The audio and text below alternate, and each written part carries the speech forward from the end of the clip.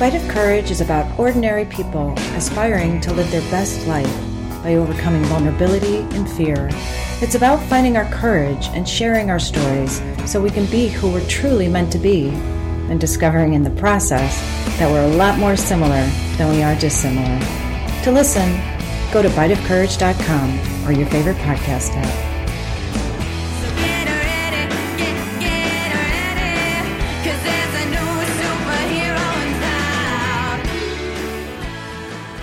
Hi everyone, welcome back to Bite of Courage. My guest today is Dr. Charles Vear, but I call him Uncle Bud. Married to his wife Gloria for the last 68 years, Bud is the patriarch of my very large extended family, which include he and his wife Gloria and their 12 children, 44 grandchildren, 28 great-grandchildren, and one great-great-grandchild with 3 more on the way. 93 years young, Bud is a retired medical doctor, a Navy veteran, an activist, a mentor and a champion of education through the arts, and an author who, along with Gloria, wrote their memoir called Love, Laughter, and Dreams. Modest about his many lifetime achievements, he's here today to talk about the one achievement that would change the course of he and his family's life forever. Hi, Uncle Bud. Welcome. Hello, Mo. How you doing today? I'm doing wonderful. Great. Well, thank you for being here. So before we get started, I'd like to ask you the first question that I ask all of my guests, and that is, what is your definition of courage? Well, my simple definition of courage, Mo, would be to attempt something where failure is a possibility. This could be a heroic rescue, a career pursuit, an academic journey, an athletic achievement, or any number of other courageous adventures. When I asked Gloria for her opinion, she suggested that courageous ventures also require a belief or faith that you can achieve them, and I would agree. I would too. Thank you. So let's get right into this. By the time you were 35, you had been married for how many years? Well, we married when I was 21, so we've been married for, 13 years, 14 years? And you had 8 kids and a well-established career, and in the middle of all of that, you somehow found the courage to make a life-changing decision. Can you tell me, what the heck were you thinking? Well, ever since I was a child, my dream was to be a medical doctor. And I pursued that in my undergraduate work. I graduated with a degree, an undergraduate degree in pre-med. But I was an average student. I was not an A student. And because this was right after the Second World War, there was a big influx of people wanting to take advantage of the GI Bill. So I made the decision that there was no way that a medical school would accept me with my average grades, so I didn't even apply. But I then pursued social work, got a master's in social work, and worked in the inner city of Chicago for 3 years, and then went into teaching for 7 years, science and math to middle school. But I never could quite shake my dream of being a doctor. And so at the age of 34, with 8 children at the time, I turned to my wife and I said, I'd like to see if I can get into medical school. Yeah, I would imagine that Glo probably fell out of her chair. Yes. She said, how are we going to feed the kids? I said, well, I don't know that part of it, but I hate to die with my dream still in me. So once she determined that I was serious, then it was Katie bar the door, and she was my cheerleader. Well, without her, it never would have happened. Yeah. I mean, how many women would agree to such a crazy idea? Not many that I know. What I would like to know is how you got interested in medicine. How did that sort of become the dream for you? Well, this is kind of a cliche, I suppose, but my thought in regard to medicine was it was a way to help people. And that's kind of a simplistic idea. Was there anything that happened during childhood or young adulthood that sort of sparked that in you? No, not really. No, I don't recall anything that Mhm. in the family that would have stimulated that. And we had no doctors in the family. You had obviously been carrying this dream inside of you for a long time, but like many of us who get caught up in making a living and caring for our families, we get stuck. And instead of following our dreams, we follow our expectations and the expectations that other people have for us too. And we give up on our dreams. We buy a new sports car or we hike the Appalachian Trail. It feels too late for us though, and too big and too risky, and it makes us feel vulnerable. But like you said, when you define courage, it requires faith as well as our ability to attempt something where failure is a possibility. And you were in your mid-30s with a growing family of 8. You had a lot of mouths to feed. That's quite a lot at stake. So can you help us to understand how you found the courage to actually make the decision to apply to med school? And by decision, I mean the actionable steps that you took in this process to make that final decision, because I think if we can start to understand the steps of someone's process better, we can, regardless of age, start to apply those same principles to our own lives, to fulfilling our own dreams by making a plan that includes action. Can you kind of take me back to the steps that led you to actually making that decision and then telling Gloria about it? Sure. Well, the first step was to get Gloria's approval. Without her approval and support, it would not have happened. So that was the very first step. And once she was on board, Gloria is an optimist. She's a visionary. I tend to be a more realist. Show me the money.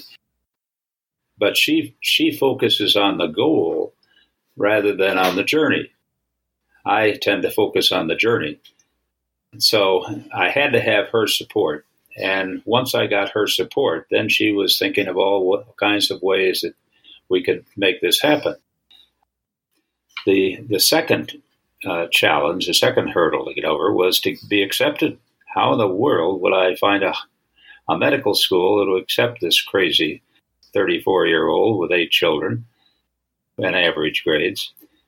So we got out the directory and we looked at all the schools, all the medical schools, and we decided to send a preliminary letter. Actual applications cost money. Right. So we sent a letter out to 25 medical schools and pointed out my disqualifying features, my average grades, my large family, my age. And of course, some of them sent, and then my question to them was, would you even look at my application? And some of them, of course, said, keep teaching. Don't give up your day job. Forget it. You're crazy. But some offered encouragement. And Mo, I felt that if I could get to the interview stage, I could sell myself. But I had to get to the interview. So we ended up narrowing it down to 6 schools. And we played every angle we could.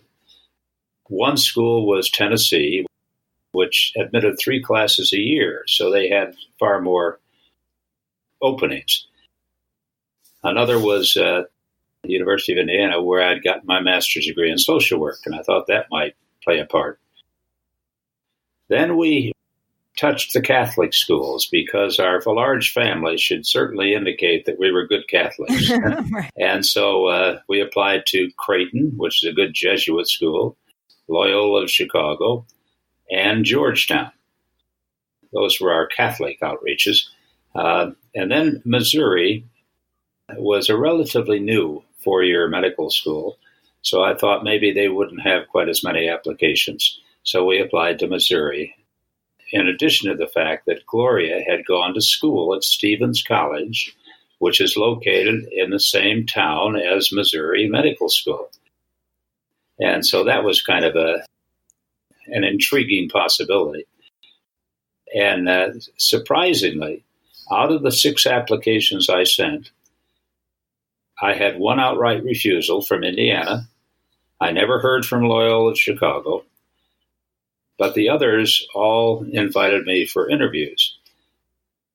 And we decided that Georgetown was far too expensive in the East, and Tennessee required me to take another class in chemistry, which I did not want to do. And for some reason, which I have never understood, Creighton accepted me outright. No interview, nothing. They just sent me an acceptance. To this day, I do not know, unless it was a Catholic connection. And then Missouri, and we're just admitting 6 students in a class of 85 from out of state. They had never had out of state students before. And so that year they were going to accept 6 out of state students, but they weren't going to interview them until later. Well, I had this acceptance from Creighton, which I didn't want to lose, but we really wanted to go to Missouri. So anyway, I was able to get an early interview, and it was one of those situations where we connected with the dean of admissions. He was a young man who I think was intrigued by the challenge that we were taking on. And they asked Gloria to sit in on my interview. And we thought, well, they probably did that with all the married applicants. That wasn't true. She was the only one they did that with. And to this day, and I don't say this facetiously, to this day, I believe they were so impressed with Gloria that they felt I couldn't be that bad. Oh. So I think I came in on her shoestrings. Yeah. What a tribute to her and her courage and her belief in you. It was a pleasant surprise. Gloria even had a letter of recommendation written by the woman who was the dean of students at Stevens College when she was there. We had kept in touch with her through Christmas cards. Gloria had developed quite a friendship with her. Grace Curtis was her name, an elegant woman. And so Gloria wrote to her and asked her to write a letter of recommendation for her that she could handle this to the admissions committee. So they had that too. And I'm sure that probably played a part. Yeah. One of the things I love about what you said too, and I've talked most recently with my last guest about this, about embracing your vulnerabilities and accepting your deficiencies. Mm-hmm. But when I asked you about the steps, how you sort of worked your way into finding the courage to do this, you started by embracing the vulnerability part and working yourself backwards. Like, okay, this is what I've got to work with. I can't change what I don't have, but I can accept the deficiencies and the vulnerabilities and I can embrace them and then present them, the authentic part of who you are. And I think that's a fantastic way to build up that skill set of courage. And it also reminds me of a story about just the power of connection through other people. And in a similar situation when I was graduating high school and I had traveled out west to go to school, but I had to pay for it. I couldn't afford it and I couldn't find a job at the time. So I came back to Chicago. The head of the school had gotten wind of the fact that I wasn't going to go to college. And he kept calling me and I was scared to return his call because I thought he was going to rescind my diploma and tell me that I'd be retroactively denied to high school. So anyway, it was because my headmaster called up a guy at Johns Hopkins who he played lacrosse with when he was an undergraduate there, who was now the dean of admissions at Notre Dame and in Baltimore, the small women's college there. And based on that one phone call, they accepted me, and Dr. Mahoney is his name, the dean of admissions. He gave me a work study job, and when I got there, sight unseen, I got 2 jobs that weekend, and I walked into the admissions office based on this one recommendation and walked into the office, and Dr. Mahoney gave me a job that Monday morning, and he gave me $500 cash to pay for my books and anything I needed. And he said, don't worry about paying me back. And of course, I had 3 jobs at that point, and by the end of the semester, I paid him back in full. And that's the only reason I went to college. Wow, what a story, Mo. And I just share that because when I think about what Gloria did and the connection through her friend at Stevens and just the outreach, again, we're all connected through other people. And it's amazing how people can help when you make yourself vulnerable and embrace your vulnerability. So, well, it's true. It's amazing what you can accomplish if you're willing to stretch yourself. yeah. Yeah. And if you are fortunate and lucky enough to have people like Gloria who Right. support you. Oh, absolutely. Speaking of which, did you talk to your parents or your brothers or anybody else about this? That's interesting that you asked that, Mo. We stumbled onto a very important factor in pursuing dreams, and in pursuing particularly dreams that seem a bit out of the ordinary and a bit impossible, maybe. We stumbled on the fact that you don't share your dreams with people who might produce negative feedback. Mm-hmm. You avoid negative feedback. So we told nobody that we were applying to medical school. Nobody in the family, and particularly not our parents, not our friends, until I had received an acceptance. And then we told it, and we were reminded of how wise that was. Gloria's mother's reaction was, well, Gloria, why don't you stay here in Wheaton with the kids and see if Bud makes it? And she had no confidence that I would make it. Gloria, of course, said, you're crazy. I'm going with him. And my father's response was, well, you can't get accepted. I said, I've already been accepted. He said, well, I can't afford to pay you for your medical school. He said, I didn't ask you to, Dad. But it was affirmation of the fact that you don't seek negative input, so you avoid negative input. And some of our friends said the same thing. Now, once I was in medical school, it was interesting how attitudes changed. Then we became kind of the heroes. Oh, geez, yeah. Gee, we've always been supportive of you, which was not true. And the greatest compliment I received, I think, ever from my father. My father was not one to give compliments very freely. And at our medical school graduation, we had a separate graduation. And I asked the president of the class, I said, I'd like to make some comments. I was by far the oldest in the class, of course. Mm-hmm. And the class had decided not to have a student speaker. But I said, I need to make some comments. And I never worked harder on a presentation in my life than I worked on that. And so it was brief, but tried to make it funny and meaningful and whatever. Sure. So I got up and delivered, and my family didn't know it either. Even Gloria didn't know I was going to do that. And when I came back to my seat, my father says, well, that was pretty good. He even had some humor in it. I considered that the ultimate in compliment from my father. That's amazing. I feel so proud of you, Bud. It's like you were the underdog, and that's a huge testament to your character. And one of the things I was thinking too, Brene Brown has made this Teddy Roosevelt quote famous now about the man that gets in the arena, but it's true. You can't even consider what other people say unless they're willing to get into the arena and fight. Yeah. And I think it's really worth reiterating what you said about the fact that you didn't tell anybody, because there are plenty of naysayers out there who will tear you down. And that's unfortunately the world we live in. So it's really important to surround yourself with people that support who you are and what you want to do, and to listen to that little voice inside of yourself. And clearly you did that. And again, it's just a testament to what a great connection that you and Gloria have, and what great role models you've been for all of us in that way.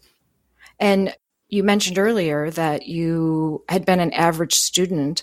So how did you find the courage to overcome that part of going to medical school and attempt what you had to attempt academically? Well, I knew that, and I was going to be in the classroom with a bunch of Phi Beta Kappas and very bright students. And so I knew that I would have to study more. Mm-hmm. I lived in the library. And I got my several books before I actually started classes so I could kind of get a head start. But I had a real, shocking discovery early in my medical school. They had a special session on Saturday mornings, and the professor of anatomy, who was an older gentleman, Dr. Overholser was his name, and of course he could quote the books, and he was known for putting students on the spot. And he had this special session, which was optional, but most of the students went, and it was called a rodeo. And he would ask different questions of the students that would come to this. Well, he asked a question about a particular muscle. Can you describe the trapezius muscle? And I was smart enough not to raise my hand, even though I thought, well, I know in general what it is. One of the students raised his hand, and he proceeded to rattle off practically verbatim what it said in the book. I mean, brrr, and I slunk down in my chair, and several other students did too. Thought, oh my gosh, is this the level of learning that I'm supposed to achieve? Oh. Wow, it was a revelation. Well, the corollary to that story is that 40 years later, I went back for my 40th reunion. And it's the only time I've been back to medical school since I graduated. But I thought I'd better make one appearance, and I told the alumni secretary to send out a note that I was going to be there, and if they wanted to see me, they better come to that one. And we had a good turnout. But I told that story, and the student that had done that said, well, he said, I have an apology to make. And what's that? Well, I knew what was going to happen. And I talked to the upperclassmen, and I knew what they were going to ask. And I never wanted to be questioned again by Dr. Overholser. So I memorized that one muscle. So that I was ready. And I said, you louse, you waited 40 years to tell me that. But it was the most challenging 4 years academically I've ever gone through. And I got very average grades, but Mo, what they call a person that graduates from medical school with average grades? False positive? Doctor. No one ever asked me my grades. Oh my gosh. Well, I appreciate the humility and the candor, Uncle Bud, but now that you say that, I mean, I actually know a doctor who was at the top of his med school class who became a pediatrician because his father told him kids don't talk back, if you can believe that. So the reason I say that is because sometimes the smartest kid in the class lacks in other areas like common sense and compassion, which, not that you're asking for a second opinion, but I think common sense, I think common sense and compassion are sometimes equally as critical to the healing process as any textbook knowledge. Would you agree? Oh, I would agree. They used to say that A students go into research and B students work for C students. Yeah. So it's all about balance. It's all about balance. Yeah. So, and I remember you saying once too that you had described this time, or Gloria had described this time as being fun, which, at a later date, I'll have to talk to Gloria about what her definition of fun is. But did you have any fun at medical school? Oh, yeah. When Gloria says it was fun, I think Gloria likes challenges. Yeah. I mean, to her, it was a journey. To her, it was exciting that we were doing something out of the ordinary. And she, as I say, came up with all kinds of ideas. She decided, well, I'll go to beauty school. I'll get my beauty license, and I can have an in-home beauty shop so I can be with the kids and still generate some income. Wow. And she did that. She had to get 1,000 hours of schooling in to get that. She decided, she said, let's buy a house, And no one would rent to a family of 8, of course. But let's buy a house, and then we'll rent some rooms out to students to pay for their mortgage. And we did that. So she had all kinds of innovative ideas.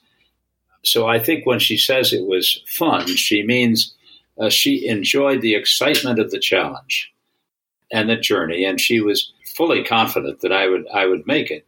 Yeah. I wasn't always that confident, but to get that positive feedback when you come home after a test is certainly encouraging. But in terms of fun, did we have any fun? Yeah, we set up a schedule, Mo.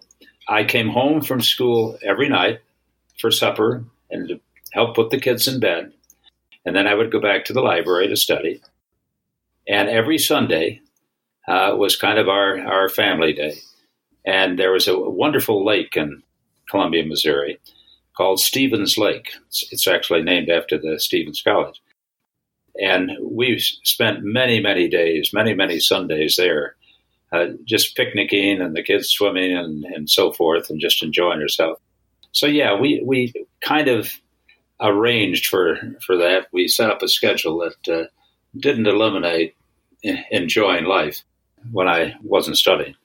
Boy, I can appreciate that as a parent now, what parents go through as far as trying to make ends meet and pay mortgages and feed the kids and all that kind of stuff. How did you end up paying for medical school? I mean, did you live off of what Aunt Gloria was making for? Oh, no. In fact, the home beauty shop is another story because they had zoning requirements in Columbia, Missouri that eliminated the possibility of having a home beauty shop in a residential neighborhood. We spent a year and a half fighting City Hall on that, and finally won. And the dean of admissions, who had befriended us, not only had found us some scholarship money any way he could help. Anywhere there was money, he would direct it our way. But he hired a lawyer to represent us in our challenge to the city ordinance. And strangely enough, that lawyer happened to be a young man who Gloria had dated when she was at Stevens College. Ray Lewis was his name. So she didn't officially open the. We finally won the suit after losing 3 previous votes. We finally won the final vote and got a legal home beauty shop. So you were going through all of that too while you're in medical school. Oh yeah, but she had customers, most of them, medical student wives or faculty people that would come in, but she wouldn't charge them. They would give her a donation. And that was the way she got around she's not really running a business. But so there was some income there, but the biggest advantage of that was that she had contact with adults. So that helped. And then the scholarships that he got helped. And I worked during the summer, the first 2 summers. I worked with a classmate and we painted houses. So we generated some income that way.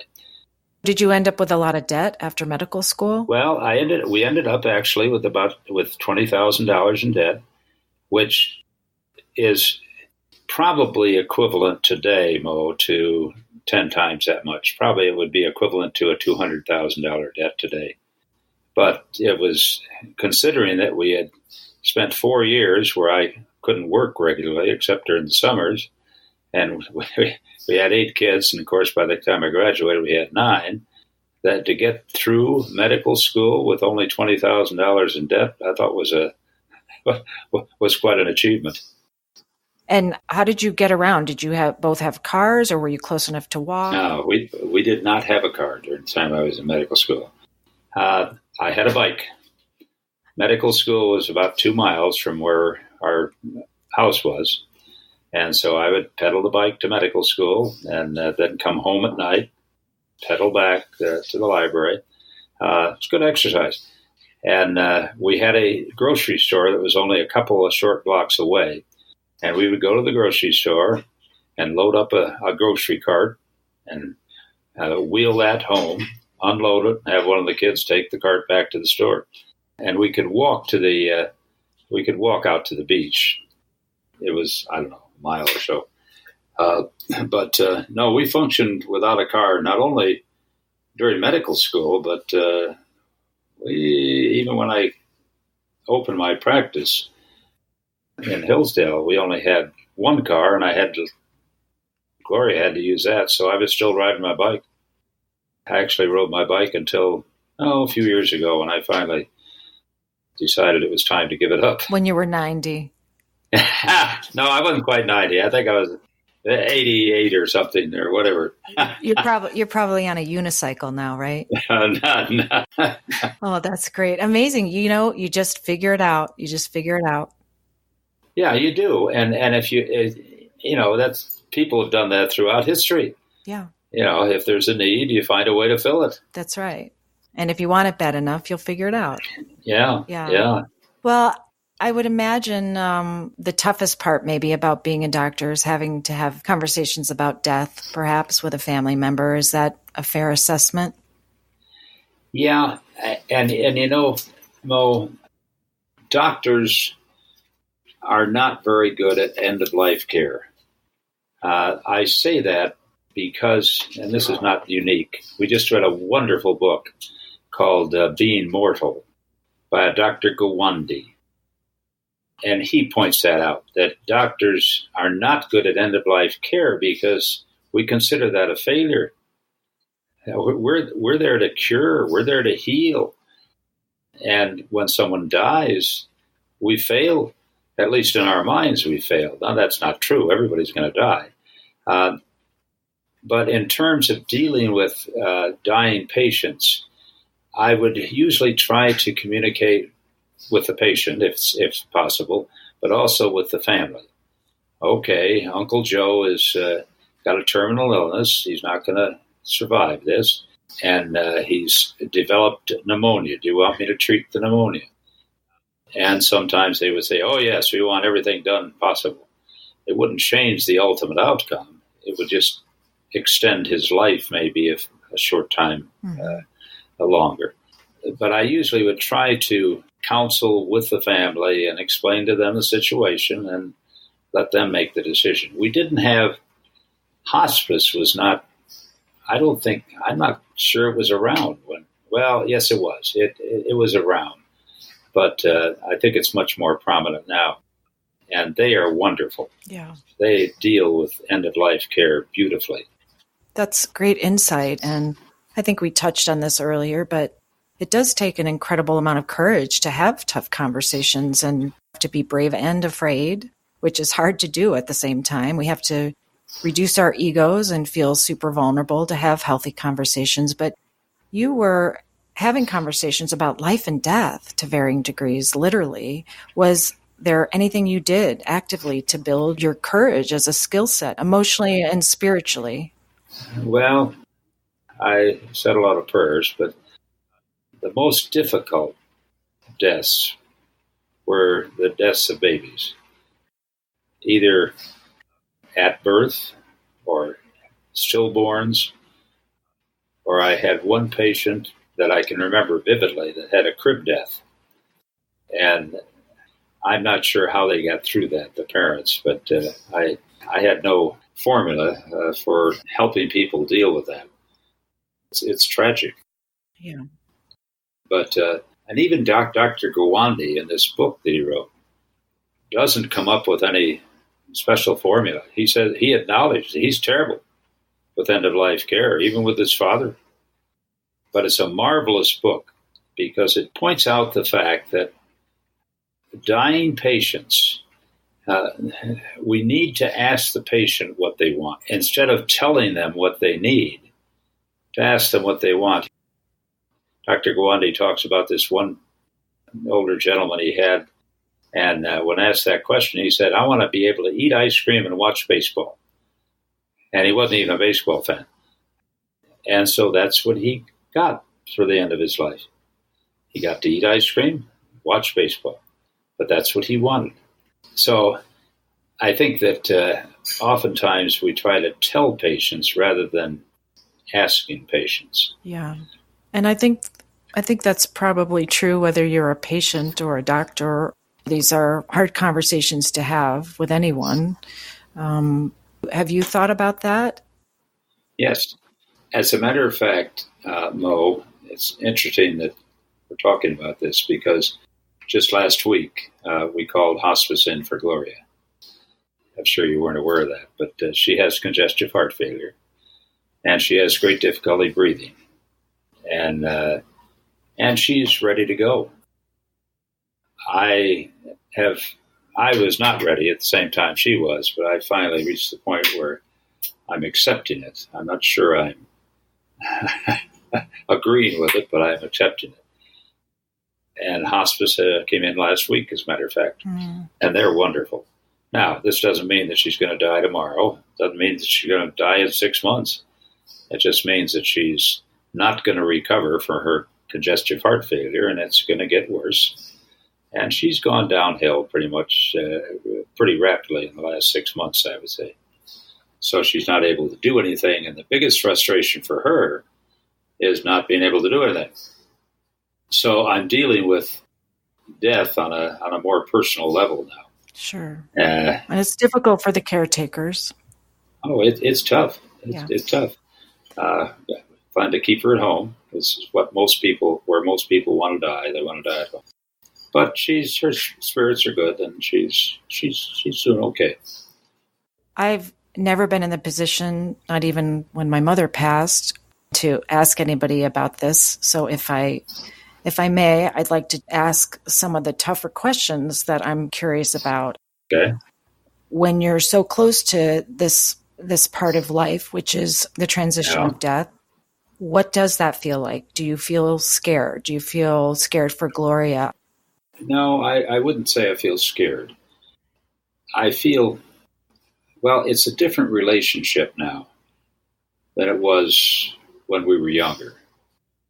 And I'm now more her caretaker, and that's a different role.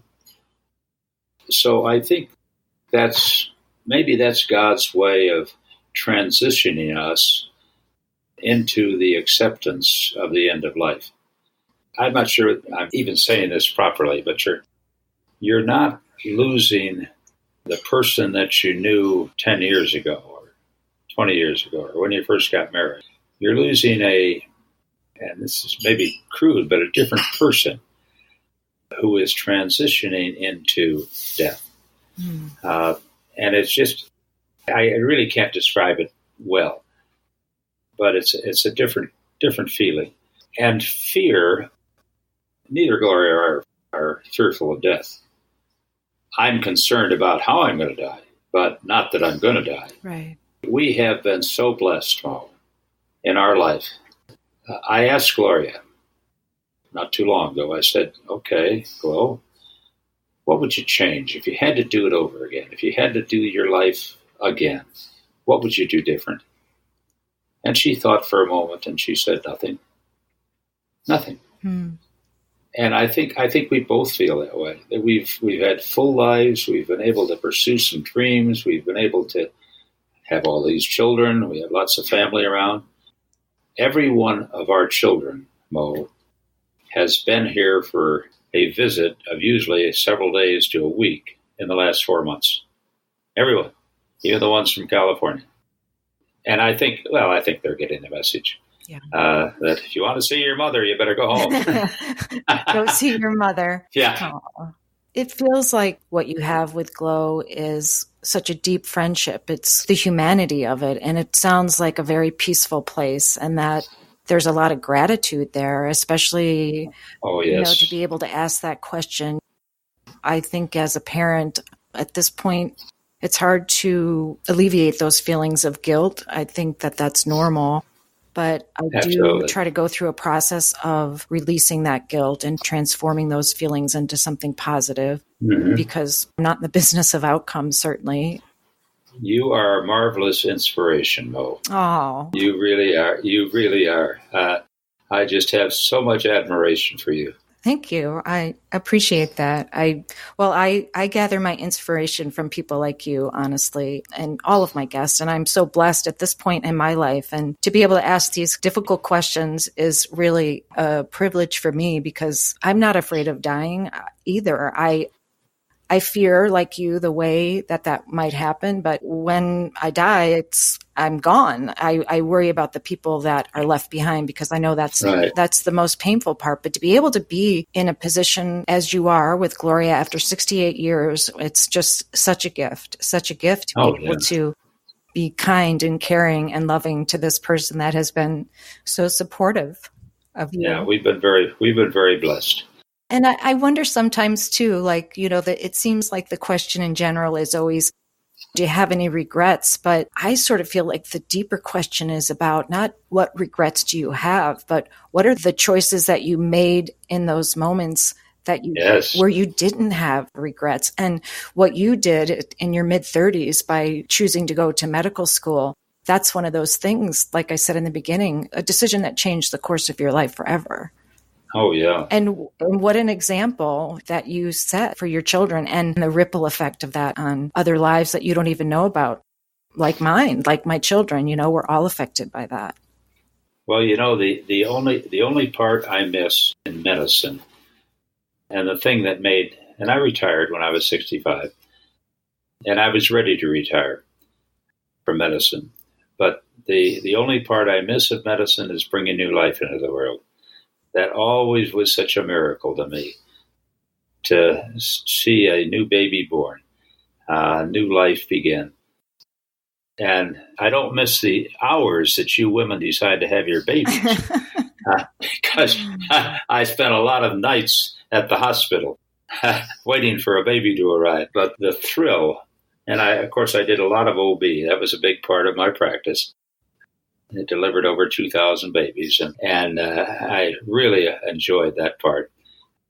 But I guess that's the part I miss most about retirement. I'm sure it's probably one of the reasons you and Glo have both been so active and involved in You started a crisis pregnancy center, I think, in Hillsdale, didn't you, to give help for women with unplanned pregnancies?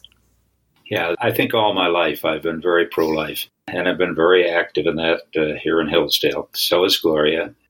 And she, being her positive, optimistic self, is responsible for the Crisis Pregnancy Center, which is an organization to help women with unplanned pregnancies, having their own building, because she was on the board at the time, and she convinced them. I said, we need to buy this building. There was a doctor that was selling a building. And the rest of the board said, Gloria, we don't have any money. She said, don't worry about that. We'll raise the money. But that's Gloria. She did the same thing for the theater. The theater had no building of their own, and there was an old movie theater that became available. She was on the board at that time for the theater, and she told them, let's make a bid on that building. The city owned it, and they wanted to get rid of it. And she got the same response. We don't have any money, Gloria. Don't worry, we'll raise the money. And so both those organizations are blessed with buildings now of their own, and in large measure because of her optimism, vision. She kind of reminds me of Andy in that way too. I'm probably more like you, which is maybe why optimists attract. Show me the money. I always say, Andy's just the eternal optimist. He just hopes for the best. That's wonderful. There's no other option. He just hopes for the best. I, on the other hand, am a little more practical and realistic. And while I hope for the best, I expect the worst. Yeah, you need both. You need visionaries, but you need trench workers too.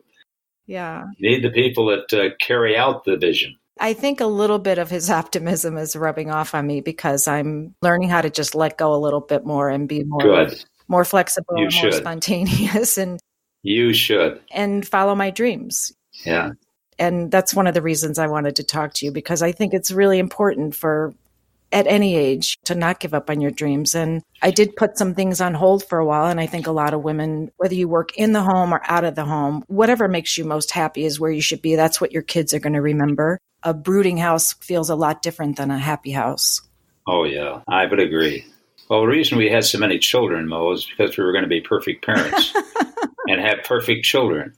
Guess what? The good Lord looked down and said, oh, this couple needs humility. So they sent our children to humble us, and they humbled us. Well, he has a good sense of humor. He has a great sense of humor. We ended up not being perfect parents, and I'm sure God was smiling, but we learned a lot. One of the questions I wanted to ask you, too, was it hard at times not to bring work home with you? Well, I really don't remember having that as a problem. The problem was that when I got home, Gloria would have this litany of concerns about the kids or problems or things they had done. And men tend to be fixers. Right. And so I felt I had to fix all these things. That wasn't what she was intending. She just wanted me to know about what she'd gone through. She wanted you to feel her pain. Yes, that's right. She didn't want me to fix them, but I would come home and I finally complained about that. I said, geez, I deal with problems all day with my patients, and I come home and you unload all these problems on me. And so at that point, she went away for 6 weeks. Now, she wasn't going away from me necessarily, but because she couldn't deal with the teenage kids. And she went away and lived with her mother for 6 weeks and left me with the 5 teenagers, the 5 older kids. And she took the 5 youngers with her. And she read lots of books on child rearing and discipline and so forth. And she realized that she could not be a friend to her children. She was their mother, not their friend. That's right. And I think that's a trap that a lot of people fall into. They want to be friends with their teenagers, and the teenagers don't want to be friends with their parents. Nope. And so that helped her a great deal. But it was a real struggle. How did you and Glo get through that? Well, I did not feel that she was leaving me. She was leaving the teenage kids because she couldn't deal with them. And while she was gone, of course, they treated me like a king because they didn't have their mother around. Yeah. So how does that happen? You know, blood, sweat, and tears. I'm telling you, I've gone through my version of this, and I'm like, you have got to be kidding me. Andy comes home, and they're just like, oh, they snuggle. They're, little inside jokes. Oh, yeah. Gloria said when she talks to them, when she tells them to jump, they say, why? And when I tell them to jump, they say, how high? Yeah.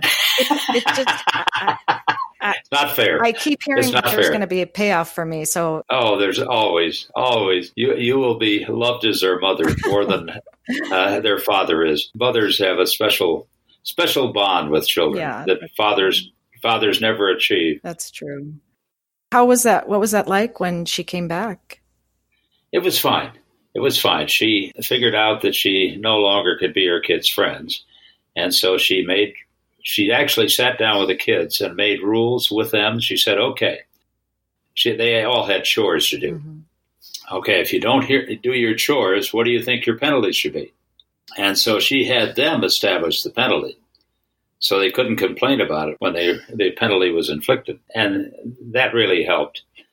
It's also nice, too, that you supported that. Because if you have 2 parents at home, you both have to support the rules. And I just say to Andy all the time when they were little, we're teaching this now because it's hard to teach them something when they're 2, but it's a heck of a lot easier at 2 than it is at 12 and it is at 15. That's right. So teach them how to be respectful now and to do the work and that consequences matter and it'll be easier later on. Oh, yeah. But it worked for us. And as I say, it wasn't that we were estranged. It was the kids. But it was a difficult time, but we got through it. Well, and one of the reasons I had started to ask you that question about whether or not you brought work home with you is because I think a lot of people get to a point where they wish they hadn't worked so hard or they wish they had the courage to make themselves more vulnerable and invest in the relationships that matter to them the most. But they're afraid and they don't know how to do it. So I know this may mean making oneself more vulnerable intentionally, but for those of us who are trying to find the courage to be more vulnerable with the people we love the most, do you have any advice as to how we can do that? Well, Mo, we did try to make time for some recreation away from home. We always took short vacations during the summer. A lot of it was canoeing. A lot of it with with Andy's family, and when they were growing up, because we had a lot of matched kids, matched ages, and so we would go canoeing or do something fun. And it was frequently with the David Vears. We got together with them a lot. So we did make time. And I took a canoe trip or a rafting trip with each one of our kids, except I think a couple of the older ones, but each one of our kids by themselves. I would go off with one of the children, and we'd go for a weekend, and we'd either canoe or we'd do rafting. And it was great one-on-one time because I was in charge of the food, and so they had to do what I told them. And we had great conversation, and they had to put up with me for the weekend. And it was a fun time. It was always challenging. So we tried hard to make time, even when I was in medical school, to make time for family. It seems to be one of the themes emerging from talking to people on the podcast. It's just having quality time alone to restore yourself, to pray, to listen to your thoughts, to be with nature, and to be with the people that matter, to make sure that that's quality time. That's so important. Well, one of the tragedies, I think, of today's society is the lack of family time. Unfortunately, I think it's characteristic of our current society with all the activities that people are involved in. I just read an article, Mo, that there no longer is a middle child because no one's having more than 2 children. Well, and I do remember saying to Andy, I was one and done, and then Mark was a surprise, and I was on birth control, and it was a surprise. Mark clearly needed to be here. Yes, but absolutely. There's no zone defense for me. It's mano a mano, but I knew my own limitations, frankly. So yes. That was a very deliberate decision. And how lucky am I to be able to have that choice as a woman? Oh, yeah. Well, I'm going to shift gears a little bit. At the end of the show, I do a round of rapid fire questions. Are you up for that? Sure. Here we go. Favorite sound? A newborn's cry. Favorite smell? I think meat cooking on a grill. Favorite food? Well, it used to be a tender filet, but now it's my morning cereal with fruit. What scares you and makes you feel vulnerable today? Well, today, my poor balance. I'm afraid of falling, and so I use a cane regularly. Do you think that crying is a sign of weakness? Oh, no. I hope not, because I do it. How about saying I'm sorry? Mo, I think that's the most powerful way to end an argument, along with I forgive you. And when it comes to healing, what do you think impedes people's progress the most? I think feeling guilty. If you could master one skill right now, what would it be? I think it would be writing a successful play or novel. What's next? What's the impossible task or dream ahead of you that's calling you to be courageous? I think facing the death of my wife. Yeah, that's tough. So we'll say some extra prayers for both of you. What's the takeaway today? Do you have any advice for others who are trying to find the courage to make their dreams come true? Well, I would mention 4 things. First, focus on your dream. Avoid negative input. Enlist an encouraging partner. And persist. Persistence. Yep. Never give up. And last question. What do you want to be remembered for?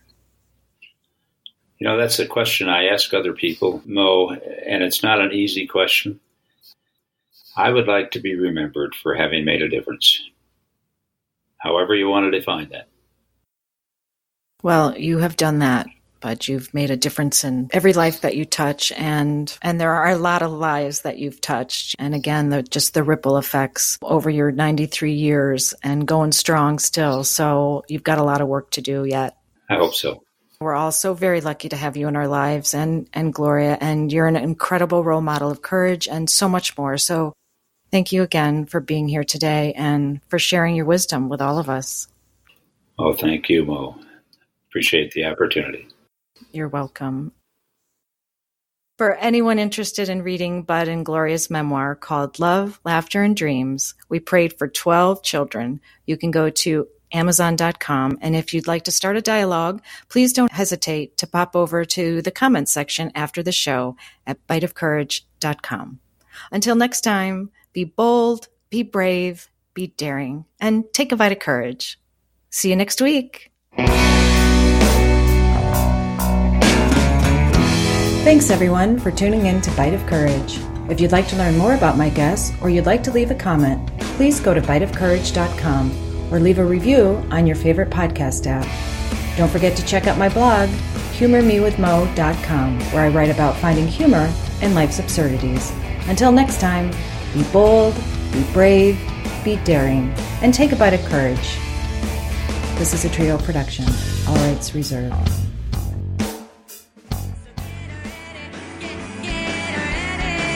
Cause